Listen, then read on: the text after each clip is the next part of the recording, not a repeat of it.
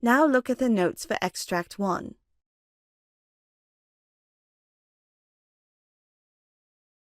Extract 1, questions 1 to 12. You hear a doctor talking to a patient called Mr. Jonathan. For questions 1 to 12, complete the following notes with a word or short phrase. You now have 30 seconds to look at the notes.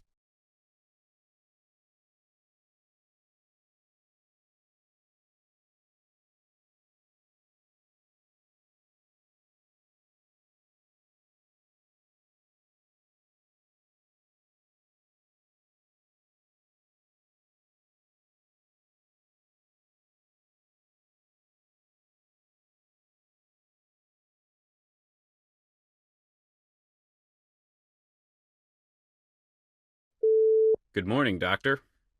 Good morning, Mr. Jonathan. Tell me about your problem. I am having severe and recurrent jaw pain, doctor.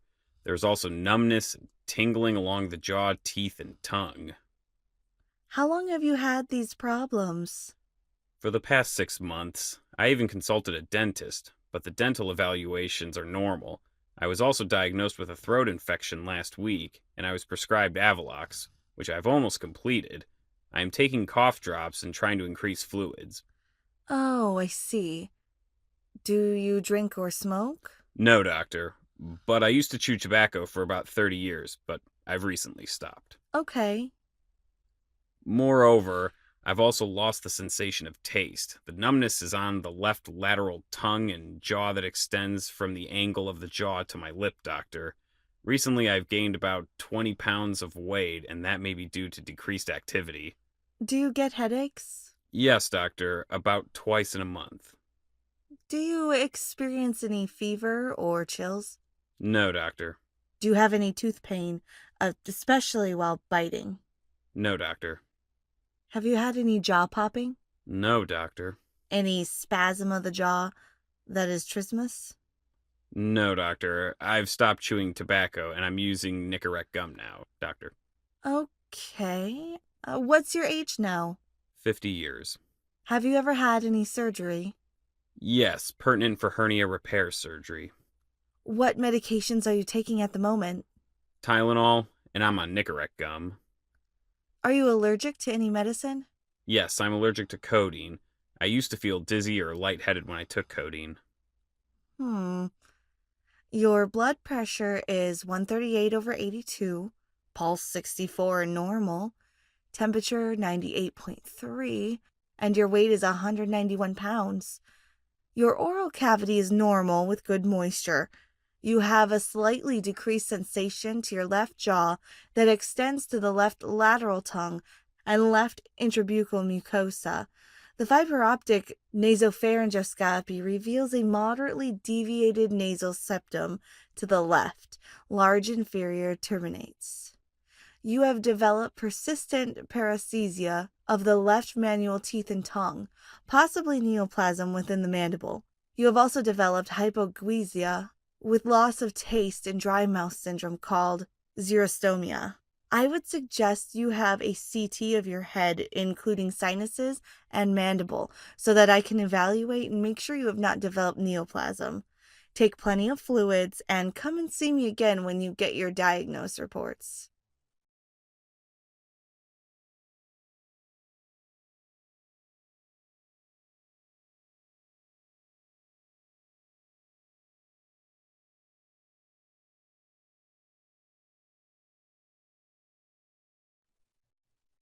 Extract 2, questions 13 to 24.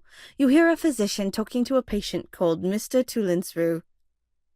For questions 13 to 24, complete the following notes with a word or short phrase. You now have 30 seconds to look at the notes.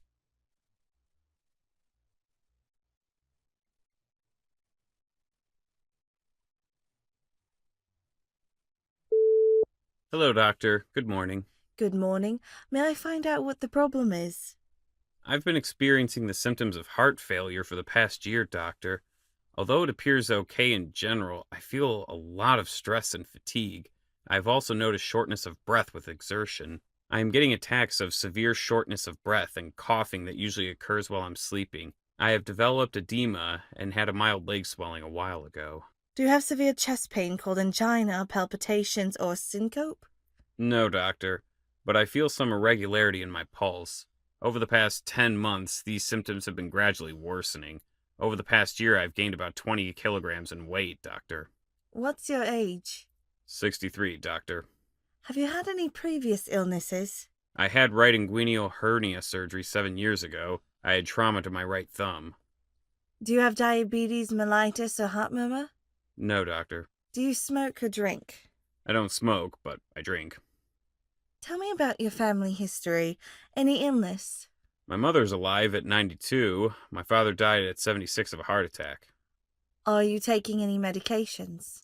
Yes, doctor. Aspirin, 81 milligrams daily, and chlordiazepoxide and clidinium combination pill at 5 milligrams or 2.5 milligrams, 1 tablet daily for stress.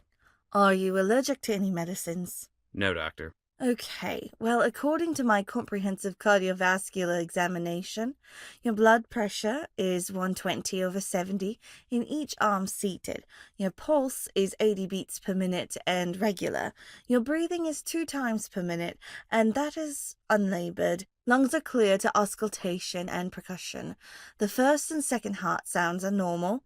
You have a fourth heart sound and a soft systolic murmur. The precordial impulse is enlarged. Your electrocardiogram shows sinus rhythm with left ventricle hypertrophy. Your peak oxygen consumption was 19.7 milliliters per kilogram of body mass per minute, which is consistent with mild cardiopulmonary disease. Laboratory data shows your thyroid stimulating hormone 1.33. Your glucose is 97 and creatine 0.9. Potassium is 4.3. I reviewed your echocardiogram thoroughly. That shows a dilated cardiomyopathy with ejection fraction of 15%. Your post-stress ejection fraction is 33%, and left ventricular cavity appears enlarged. This appears to be a newly diagnosed dilated cardiomyopathy of uncertain etiology and dyslipidemia. I'm going to prescribe angiotensin converting enzyme inhibitor lisinopril 2.5 milligrams daily and a beta blocker carvedilol 3.125 milligrams twice daily. In addition, you could benefit from a loop diuretic, furosemide 20 milligram daily. I don't think you need a defibrillator right now, and after 3 months of medication, I want you to go on an echocardiogram. If your left ventricular function has not improved, then you would benefit from a prophylactic use of an implantable cardioverter defibrillator. So continue with these medications and meet me after a period of 3 months. Thank you, doctor.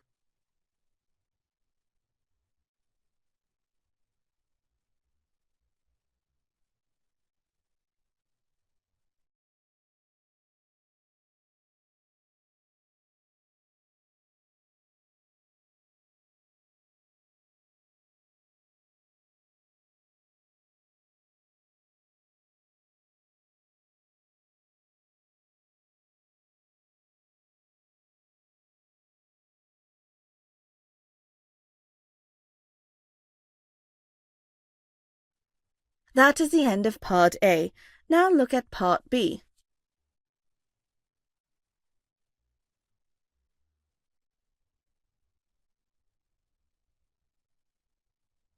Part B. In this part of the test, you will hear 6 different extracts. In each extract, you'll hear people talking in a different healthcare environment. For questions 25 to 30, choose the answer A, B, or C, which fits best according to what you hear. You will have time to read each question before you listen to the audio. Complete the answers as you listen to the audio. Now look at question 25. You hear a physician explaining to his staff about azotemia. Now read the question.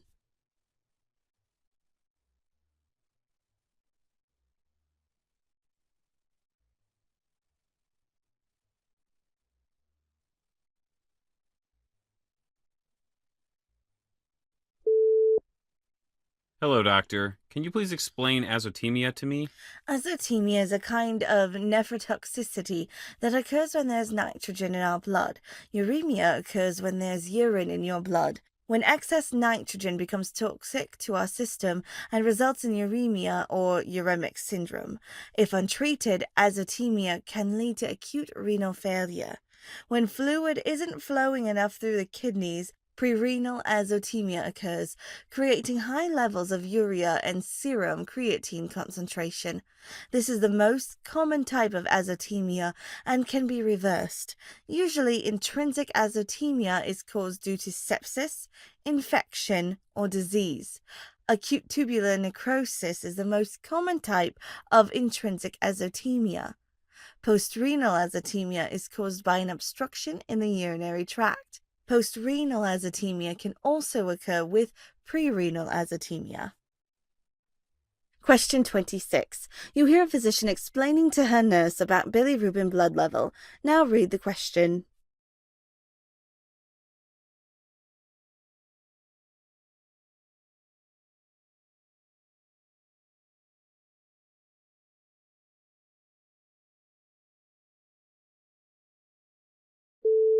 Hello, doctor. What is a bilirubin blood level?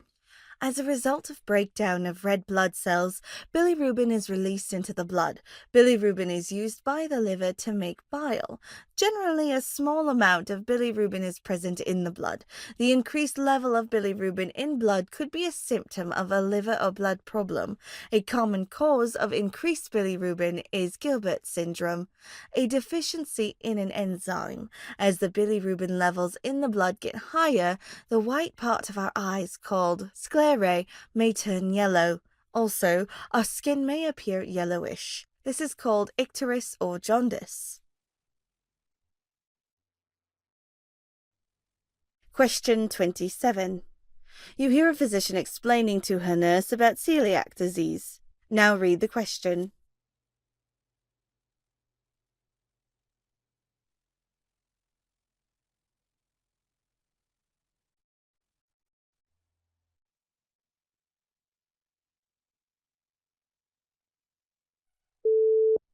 Hello, doctor. Who really has celiac disease and who doesn't? Well, according to findings, about 40% of people worldwide may have a genetic susceptibility to develop celiac disease, where they react to gluten in their diet. However, what I feel is about 1% develop celiac disease. Those people do very well on a gluten-free diet, avoid wheat, oats, and rye. However, gluten is very tough to digest, therefore it's very gassy. So I think people who buy gluten-free foods are really avoiding gassiness. But I think most people are not really bothered by gluten. A simple blood test can help identify those with celiac disease. But simply avoiding foods to get rid of celiac disease is well worth continuing. Question 28. You hear a physician briefing his junior staff about precision medicine. Now read the question.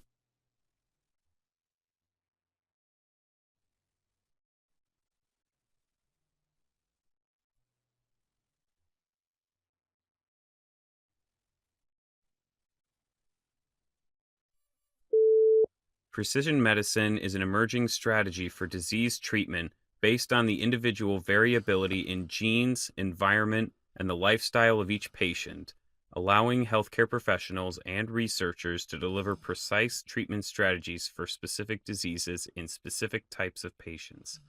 It is in contrary to a one-size-fits-all approach, in which general treatment strategies are followed, with less consideration for the differences between patients.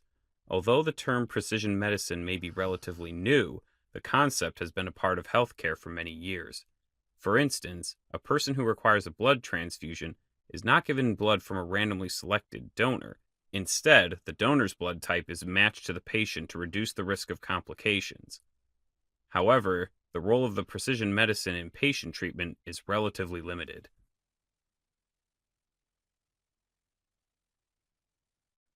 Question 29. You hear a physician briefing her junior staff about alopecia areata. Now read the question.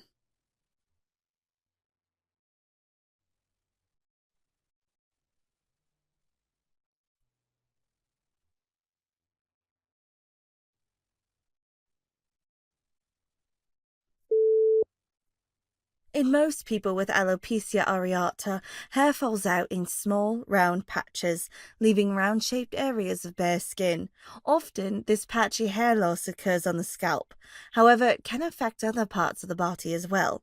Rarely, the hair loss involves the entire scalp, a condition called alopecia totalis, or else even the whole body becomes hairless, a condition called alopecia universalis. There are also other forms of alopecia areata that occur very rarely, which have different patterns of hair loss. However, the hair usually grows back after several months, though it may fall out again. Question 30. You hear a physician briefing a junior staff about cytochrome C oxidase deficiency. Now read the question.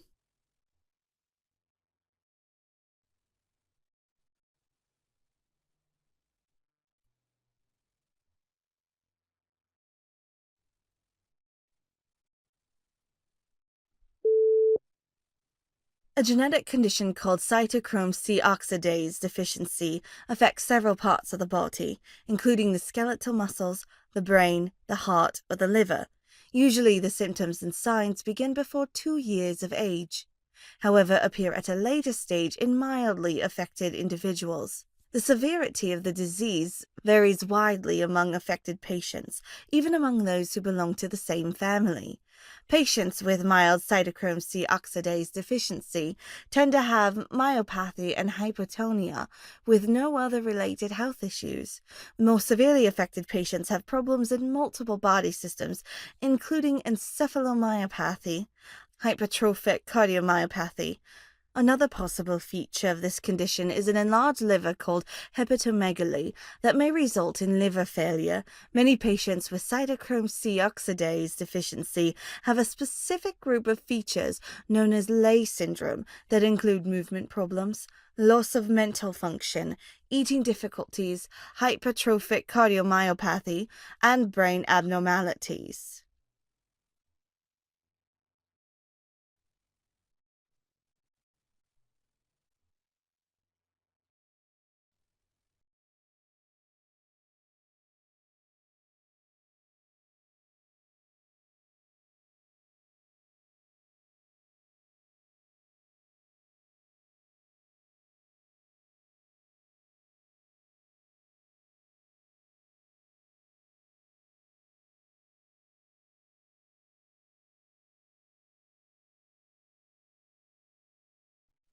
That is the end of Part B.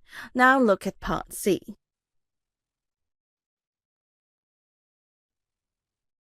Part C. In this part of the test, you'll hear 2 different extracts. In each extract, you'll hear health professionals talking about specific aspects of their work.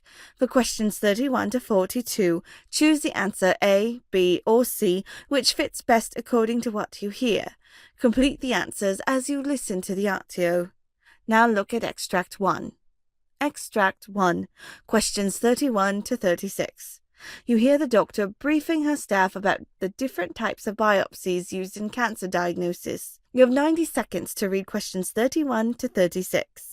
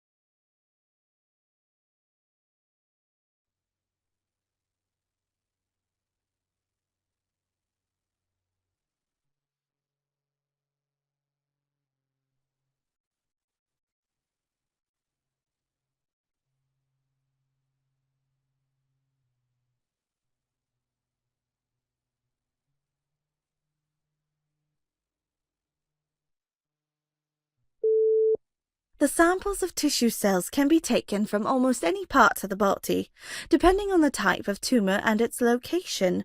The method of taking samples is determined. For instance, the methods followed for brain biopsies is entirely different for skin biopsies. Certain types of biopsies involve the removal of an entire organ, which are only performed by surgeons. However, other types of biopsies remove tumor samples using a thin needle or through an endoscope.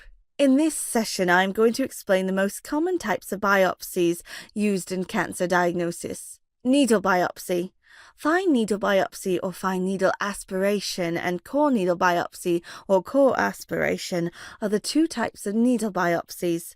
Fine needle aspiration is performed using a thin, hollow needle affixed to a syringe to pull out small pieces of tissue and a small amount of fluid from the tumor. In case the tumor is deep inside the body and cannot be felt, then the needle can be guided while watching on an imaging tool such as an ultrasound or CT scan. The main advantages of fine needle aspiration are that there is no need to cut the skin, and in some cases the diagnosis is made on the same day. However, the disadvantage is that sometimes it becomes impossible to remove enough tissue for a detailed diagnosis. Although fine needle aspiration is a type of biopsy, it is also classified as a cytology test. However, in a core biopsy, the needles are slightly larger than those used in fine needle aspiration. In a core biopsy, a small cylinder of tissue is removed. At times, special vacuum tools are used to get larger core biopsies from breast tissue. However, diagnosing core biopsy samples take longer than fine needle aspiration biopsies. Therefore, the results also take longer. Excisional or incisional biopsy. In this type of biopsy, the surgeon cuts through the skin to remove the complete tumor, called an excisional biopsy, or a part of a large tumor called an incisional biopsy.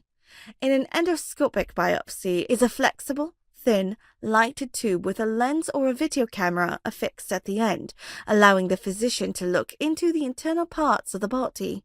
Tissue samples are also taken out through the endoscopic biopsy. Different types of endoscopes are used to look at specific parts of the body. For instance, one kind of endoscopy is used to look at the inside of the throat, sinuses, and nose. Laparoscopic, thoracoscopic, and mediastinoscopy. Although laparoscopy is much like endoscopy, it uses a laparoscope to look inside the abdomen and remove tissue samples. Similar procedures are followed to look inside the chest. These are called thoracoscopy and mediastinoscopy. Laparotomy and thoracotomy. Laparotomy is a kind of surgery where a vertical cut is made from upper to lower abdomen to remove samples. This may be performed when the suspected area could not be diagnosed with other simpler tests. There are many ways to perform a biopsy. The skin based on the type of suspected skin tumor. Shave biopsies remove the outer layers of the skin for certain basal cell or squamous cell skin cancers. However, they aren't used for the suspected melanomas of the skin. As discussed earlier, punch biopsies or excisional biopsies are used to remove deeper skin layers and are diagnosed how deeply a melanoma has gone into the skin. Sentinel lymph node mapping and biopsy helps the surgeon to know which lymph nodes to remove for biopsy. Sentinel node mapping and biopsy is a common way to diagnose whether a cancer such as melanoma or breast cancer has spread to the lymph nodes.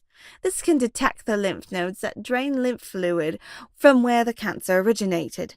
If the cancer has metastasized, these lymph nodes are usually the primary parts to affect.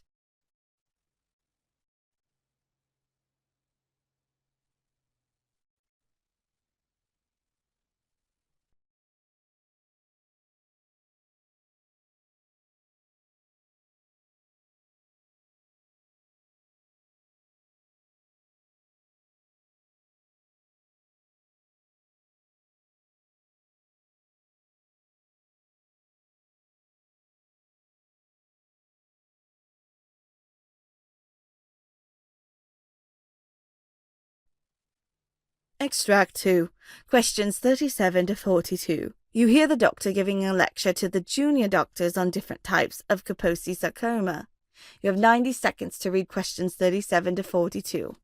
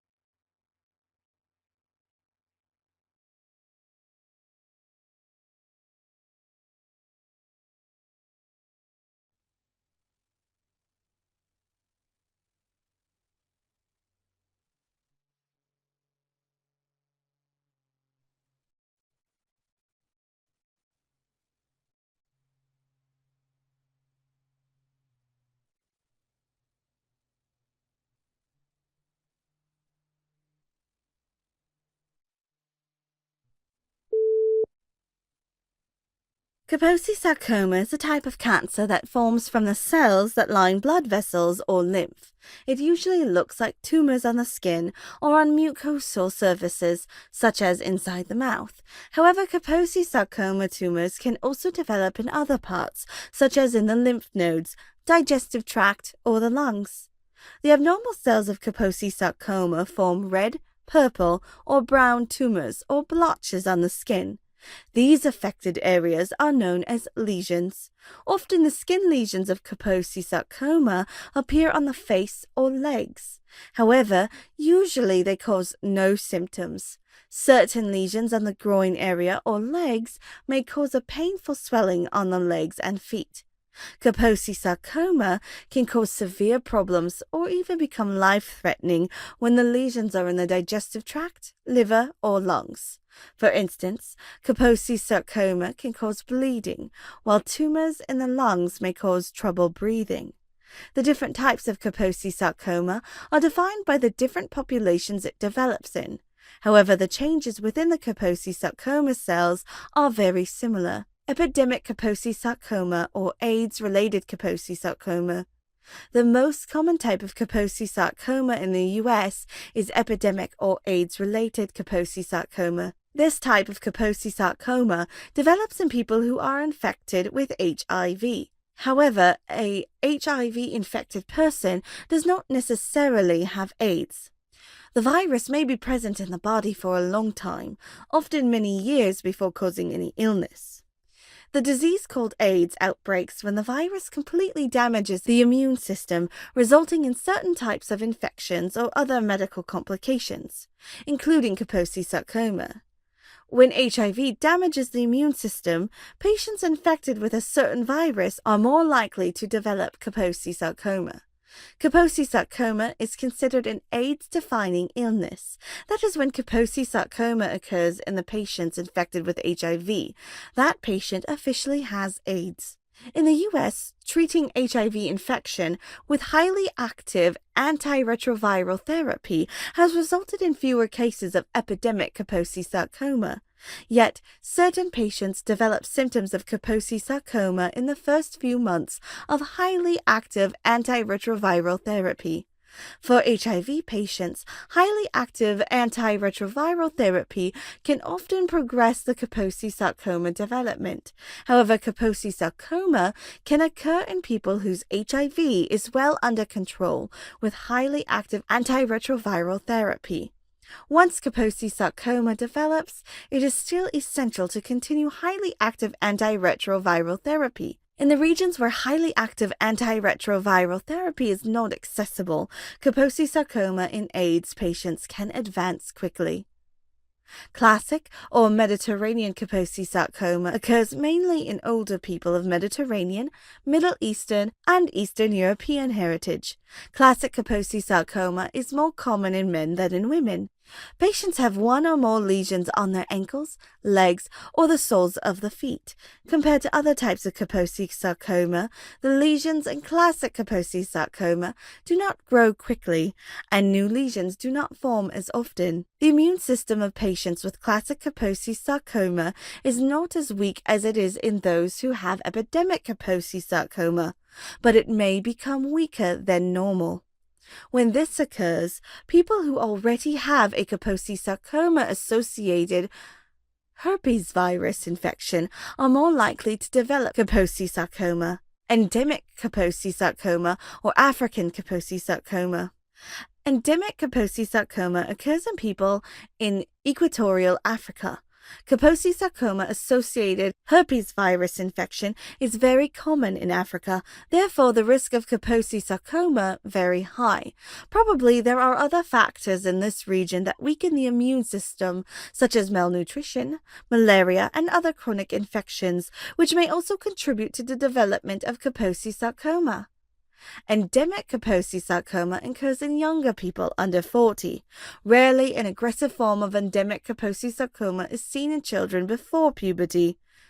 This type of Kaposi sarcoma usually affects the lymph nodes and other organs and can progress quickly.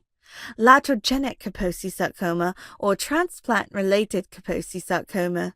When Kaposi sarcoma develops in patients whose immune systems have been damaged after an organ transplant, it is known as iatrogenic Kaposi sarcoma or transplanted-related Kaposi sarcoma. Most transplant patients should take drugs to keep their immune system from rejecting the new organ, but by weakening the immune system of the body, these drugs increase the chance that patients infected with the herpes virus will develop Kaposi sarcoma.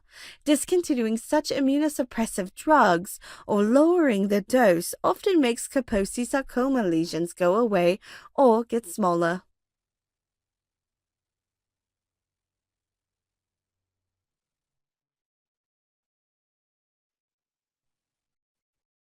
That is the end of Part C. You now have 2 minutes to check your answers.